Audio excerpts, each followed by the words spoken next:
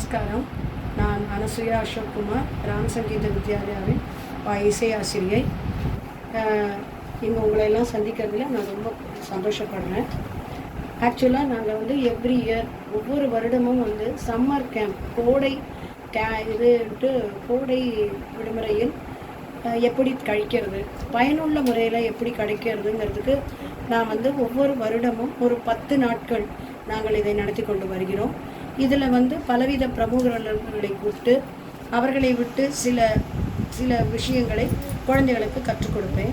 இம்முறை வந்து motor skills, fine activities, பிரெயினுக்கு ஆக்டிவிட்டி, கைக்கு ஆக்டிவிட்டி, நல்ல இந்த எக்ஸசைஸ் எல்லாம் எனக்கு வந்து மிஸ்ஸஸ் ஹரிப்ரியா கோபாலன் அவங்க வந்து என்னுடைய ஒரு தோழி ப்ளஸ் என்னுடைய ஒரு மாணவியுடைய பெற்றோர் அம்மா.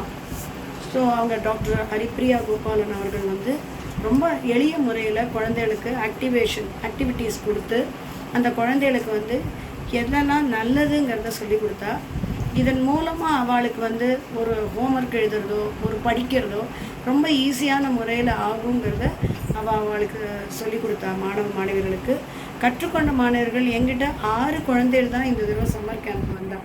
அதுதான் மனசு கொஞ்சம் கஷ்டமாக இருக்குது. ஒவ்வொரு முறையும் நான் வந்து எல்லாரையும் கேட்டுப்பேன். ஒரு 10 குழந்தைகள் 15 குழந்தைகள் வந்தால் அந்த குழந்தைகளுக்கு அது வந்து உற்சாகமாக இருக்கும்.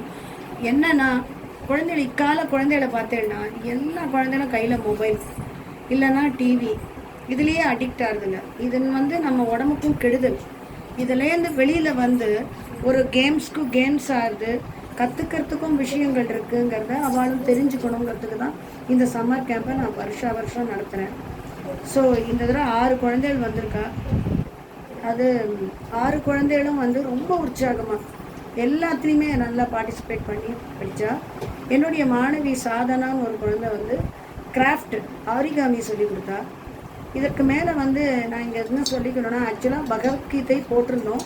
ஆனால் அந்த பகவத்கீதை கற்றுக் கொடுக்கும் என்னுடைய தோழி ஸ்வப்னா ஜெய்சங்கர் இம்முறை சில பிரச்சனைகளால் வர முடியல.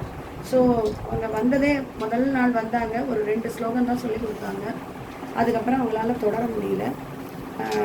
அது நெக்ஸ்ட் இயர் அவங்க அதை அப்படியே காம்பன்சேட் பண்ணிப்பாங்க. அதுக்கப்புறம் வந்து இன்னொன்று என்னென்னா, இந்த குழந்தைகள் வந்து கேம்ஸ் விளையாடுறது வந்து லேர்ன் அண்ட் பிளேன்னு அதுக்கு டைட்டில் போட்டேன். எப்படின்னா, ஆங்கில எழுத்துக்கள், தமிழ் எழுத்துக்கள் 2 எழுத்துக்களுக்குமே 2 லெட்டர், 2 லெட்டர்ஸ் வேர்ட்ஸ், 2 சொற்றொடர், 2 சொல், 3 சொல், 4 சொல். அதே மாதிரி இங்கிலீஷில் 2 லெட்டர்ஸ், 3 லெட்டர்ஸ், 4 லெட்டர்ஸ். இதை மாதிரி நாங்கள் அதை எழுதி ஒரு போலில் போட்டு அவளை எடுக்க சொல்லி அவளை படிக்க சொல்லி அதுக்கு அர்த்தமும் சொல்ல சொன்னோம். சில குழந்தைகளுக்கு அர்த்தம் தெரியல, ரொம்ப சின்ன குழந்தையாக 2 இருந்ததுனால தெரியல. மற்ற குழந்தைகள் உற்சாகமாக அதில் அழகாக சொன்னால். அதுக்கு மேலே வந்து மிஸ்ஸிங் லெட்டர்ஸ், விடுபட்ட சொல் அப்படிங்கிறது அது ஒரு விளையாட்டு ப்ளஸ் தெரிஞ்சுக்கிறதுக்கு. நமக்கு என்ன ஆகும்னா, இந்த மாதிரி ஒரு விளையாடும்பொழுது கூடுதலான எழுத்துக்கள், கூடுதலான பயிற்சி எல்லாமே கிடைக்கும். அதுக்காக அந்த எழுத்துக்களை எங்கே யூஸ் பண்ணலாம், அந்த சென்டென்ஸ் எப்படி அமைக்கலாங்கிறது கூட நான் வந்து அவளுக்கு கற்றுக் கொடுத்தேன். அதுக்கு நான் ரொம்ப சந்தோஷப்படுறேன்.